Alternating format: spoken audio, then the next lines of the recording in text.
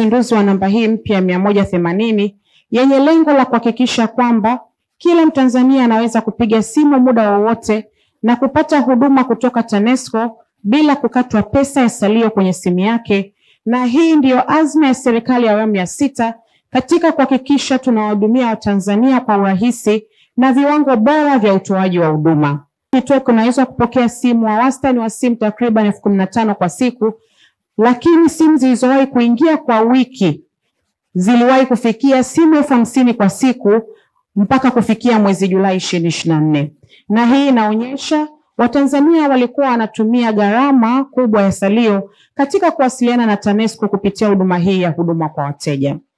Pamoja na hayo, changamoto zingine imekuwa ikiwepo kukumbuka kwa urahisi namba ya awali ambayo tunaitumia ya 0748550000 na hivyo kuwafanya baadhi ya wateja kushindwa kutoa taarifa kwa TANESCO, kwanza kwa kutokuikumbuka namba kwa urahisi ama kukosa salio kwenye simu. Matumizi ya namba hii ya bure ya 180 itawezesha pia TANESCO kuweza kujiimarisha katika kutoa huduma, kwani itatoa wigo mkubwa wa wateja kutoa taarifa, na mara taarifa hizo zinapofanyiwa kazi ndivyo shirika linapokuwa linaimarisha zaidi kujua wapi kuna changamoto na namna gani ya kukabili changamoto hizo katika kuwahudumia wateja. Pia namba hii ya 180 mpaka sasa ni bure kwa wateja wa mitandao yote ya simu nchini, na wale wa mtandao ya Yasi na yenyewe itapatikana hapa mbele hivi karibuni, na wenyewe pia wataweza kufanya mazungumzo na mtoa huduma,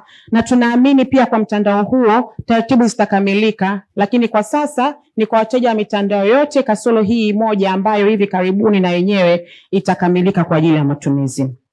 Ndugu zangu, naomba niwahakikishie serikali ya awamu ya 6 inayoongozwa na Mheshimiwa Daktari Samia Suluhu Hassan na Wizara ya Nishati chini ya Mheshimiwa Naibu Waziri Mkuu na Waziri wa Nishati Mheshimiwa Dr. Doto Mashaka Biteko imekusudia Watanzania wapate umeme na huduma bora ya umeme, na kwa hili serikali imedhamiria si kwa maneno bali kwa vitendo, kwa kuhakikisha